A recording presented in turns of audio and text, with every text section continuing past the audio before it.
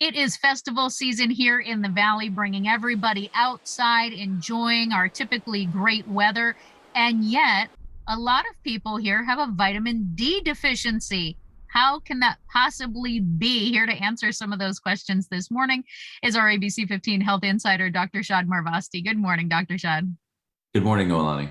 So first, how can this happen? We're in the Valley of the Sun. You wouldn't think that sun, where we get that vitamin D, would be a problem for us. Nowadays, as compared to kind of more traditional ancient times over 100 years ago, people do spend a lot more time indoors than outdoors.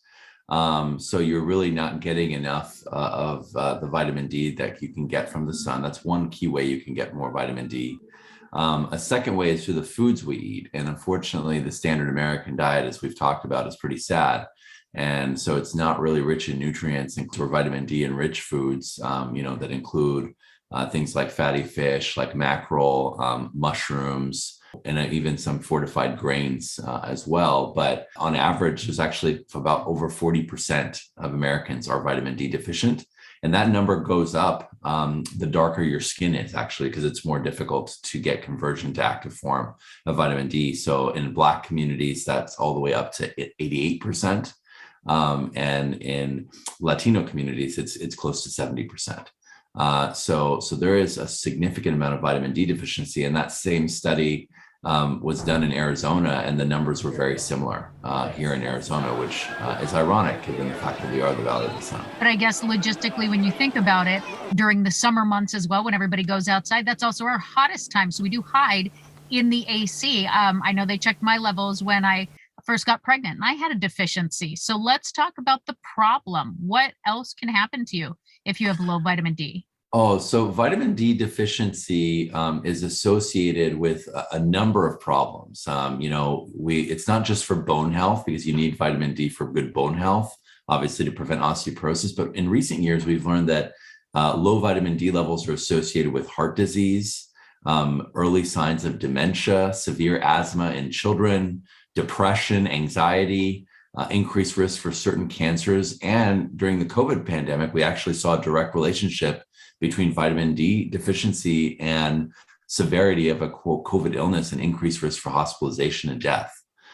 So this, vitamin D is really more like a hormone. It's a fat soluble vitamin, but it's really a lot more like thyroid in terms of all the different implications it has for human health. Yeah, I think this is something that a lot of people would take for granted that you just don't think about when we're talking about checking your health levels. So, what are some of our options when it comes to increasing our levels? Yeah, I think the best is whatever mimics kind of the natural course of a dietary supplement by definition, which is something that's part of your diet. So I don't like prescribing it like once a week as an injection or a mega dose, because it kind of is overwhelming. I think it's just, kind of having a set amount every day that you just take with one of your meals. The active form that we now recommend is vitamin D3 specifically, usually in a capsule form is what it looks like. And taking it with food that has fat in it so it gets absorbed is really the best way we know to increase your vitamin D level. And that needs to be monitored by your doctor to make sure that you don't get too high, and also that you increase it so you don't stay low. Wonderful. And you mentioned the foods like the mushrooms and fatty fish. So now we know how to combine that. Really helpful and I think eye opening for a lot of people, Dr. Shad. So we appreciate that. And remember, if you have other health topics that you want to hear more about, you have questions about, email us at healthinsider@abc15.com.